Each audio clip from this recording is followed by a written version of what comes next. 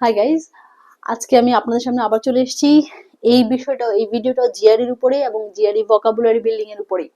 আগের ভিডিওটা ছিল জিআরইর ভোকাবুলারি আপনি টিভি সিরিজ থেকে কিভাবে বের করবেন, আর আজকের ভোকাবুলারি লেসনটা হচ্ছে আপনার মুভিজ দেখে কিভাবে আমি জিআরইর শব্দগুলো শিখতে পারবো। অনেকগুলো মুভি আছে, অনেক হাজার হাজার মুভি আছে, বাট কোন মুভিগুলো স্পেসিফিক্যালি এটাতে হেল্প করবে আজকে আমি সেই জিনিসগুলো নিয়ে আপনাদের সামনে এসেছি। প্রথম যে মুভিটার নাম বলবো সেটা হচ্ছে দ্য কিংস স্পিচ। এটা একটা ব্রিটিশ ডাইরেক্টরের করা মুভি এবং খুবই খুবই চমৎকার একটা মুভি। স্টোরিটা খুবই সুন্দর, বাট এখানে যে ধরনের ভোকাবুলারি ব্যবহার করা আছে, যেহেতু কিংস স্পিচ আপনি বুঝতে পারছেন, আহ, বিষয়টা টোটালটাই হচ্ছে একটা রয়্যাল বিষয়টাকে নিয়ে করা।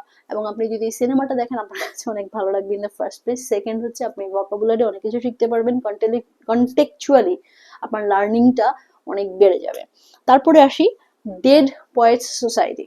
নাও, আমি পোয়েট্রি লিখি, আমি অনেক গল্প কবিতা লিখেছি, অনেক লিখেছি, অ্যাটলিস্ট 300 তো হয়েই গেছে।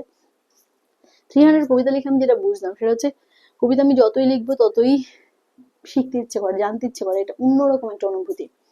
ঠিক ডেড পয়েট সোসাইটিটাও যেটা সেরকম। এখানে ডেড পয়েট বলতে বোঝা যাচ্ছে কি পয়েটস গুলো মারা গেছে, আসলে বিষয়টা সেটা না। বড়টা হচ্ছে যে আমরা যারা কাব্যিক কাজ করে তাদের মনটাকে মরে যাওয়া এবং সেই কাব্যটাকে বোঝার যে ক্ষমতা, সেই ক্ষমতাটা হারিয়ে ফেলাটাকে এখানে উল্লেখ করা হয়েছে। এটা একটা পুরো সেট আপটাই হচ্ছে একটা কলেজের একজন প্রফেসর তার বাঞ্চ অফ স্টুডেন্টসকে শেখাচ্ছে। সো আপনি বুঝতে পারছেন সেট আপটাই হচ্ছে একাডেমিক। সো যে শব্দগুলো ব্যবহার করা হবে সেটা অবশ্যই একাডেমিক হবে এবং অনেক অনেক বেশি সফিস্টিকেটেড হবে, সেগ্রেগেটেড হবে, মানে নর্মাল লোকাল কোনো ল্যাঙ্গুয়েজ ব্যবহার করা হবে না। তারপরে যেটা আছে সেটা হচ্ছে দ্য ইমিটেশন গেম।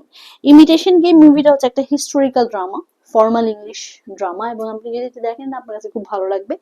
যেহেতু বলছি ইংলিশ, সেহেতু আপনি অনেক সফিস্টিকেটেড ভিক্টোরিয়ান ইংলিশের অনেক কিছু শিখতে পারবেন এবং ওটা অনেক মজা লাগবে দেখে। তারপরে আসি আমরা গুডউইল হান্টিং। গুডউইল হান্টিংটা এটাও একেবারেই স্পেসিফিক্যালি বানানো, একাডেমিয়াকে ভিত্তি করে। একজন জ্যানিটর থাকে, ছেলেটা অনেক বেশি বুদ্ধিমান থাকে, ম্যাথমেটিক্স এর একটা কোশ্চেন সলভ করে ফেলে। পরে প্রফেসর জিজ্ঞাসা করে কে সলভ করেছে, তো সেইভাবে বের করতে প্রফেসর খুঁজতে খুঁজতে ওকে পেয়ে যায় এবং সেখান থেকে শুরু হয় অন্যরকম কাহিনী। তাকে কিভাবে একাডেমিক লাইফে নিয়ে আসা, তার একাডেমিক এক্সপ্লোরেশন বাড়ানো, এই সব বিষয়গুলো নিয়ে হয় পুরো সিনেমাটার।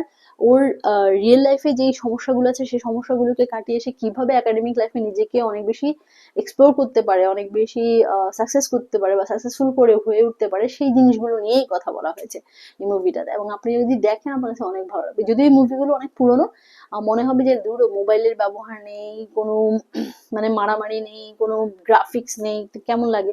কিন্তু যেহেতু একটা একাডেমিকের মধ্যে করা, একটা ইউনিভার্সিটি সেট আপের মধ্যে করা, আপনার দেখে অনেক ভালো লাগবে এবং এটা জিআরইর জন্য অনেক অনেক বেশি ইম্পর্টেন্ট। তারপরে যেটা হচ্ছে সেটা হচ্ছে দ্য সোশ্যাল নেটওয়ার্ক। আমরা জানি সোশ্যাল নেটওয়ার্ক আসলে কি নিয়ে করা। সোশ্যাল নেটওয়ার্কটা হচ্ছে মার্ক জাকারবার্গের ফেসবুক ক্রিয়েশন নিয়ে করা, সেই ইয়ে থেকে চলে আসে।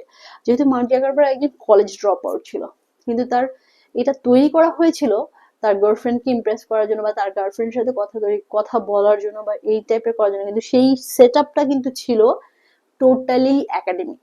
আপনি বুঝতে পারছেন যে এই যে 5টা সিনেমার নাম আমি বললাম এবং 5টা সিনেমাতে আপনি যেই পরিমাণে একাডেমিক এক্সপ্লোরেশন পাবেন, জিআরইতে ঠিক ততটা একাডেমিক এক্সপ্লোরেশন হয়। আপনি 2-2.5 ঘন্টার সিনেমাগুলো যদি সাবটাইটেল দিয়ে সুন্দর করে স্লোলি করে করে দেখেন এবং বারবার করে দেখেন, কত বেশি পরিমাণে ভোকাবুলারি যে আপনার বিল্ড আপ হয়ে যাবে আপনি আসলে কল্পনাও করতে পারবেন না। সো জিআরই ভোকাবুলারি করার জন্য যেমন আমরা স্পেসিফিক ভোকাবুলারি লিস্ট পড়ি, ম্যাগুসের 1500 ভোকাবুলারি লিস্ট পড়ি, এবং ওখানে খুব মনোযোগ দিয়ে পড়ার চেষ্টা করি এবং প্রতিদিন প্রতিদিন পড়ার চেষ্টা করি। ওই যে একটা টায়ার্ডনেস, স্ট্রেস এর মধ্যে দিয়ে আমরা যাই সেই ভোকাবুলারি শেখার জন্য। আমার মনে হয় এভাবে যদি আপনি ভোকাবুলারি শেখেন টিভি সিরিজ থেকে স্পেসিফিক্যালি, অথবা হচ্ছে আপনার কোনো মুভি থেকে শেখেন, তাহলে যেটা হবে সেটা হচ্ছে কন্টেক্সচুয়ালি আপনার লার্নিংটা চলে আসবে। অর্থাৎ একটা শব্দ কনটেক্সটে, কোন কনটেক্সটে কিভাবে ব্যবহার করা হচ্ছে সেই জ্ঞানটা আপনার চলে আসবে, এবং এক্ষেত্রে আপনার উপকারও হবে। কারণ আপনি সিনেমা দেখে বা টিভি সিরিজ দেখে একটু আনন্দিত হচ্ছেন, সাথে সাথে পড়াশোনার কাজটাও হয়ে যাচ্ছে। So guys, stay with me, আমার সাথেই থাকুন, আমাকে আমার ভিডিওগুলো দেখতে থাকুন, লাইক দিন, শেয়ার করুন, সাবস্ক্রাইব করুন, এবং ইন্সপায়ার করুন আমাকে আরো অনেক বেশি ভালো ভালো ভিডিও নিয়ে আসার জন্য। ওকে, টেক কেয়ার, আল্লাহ হাফেজ।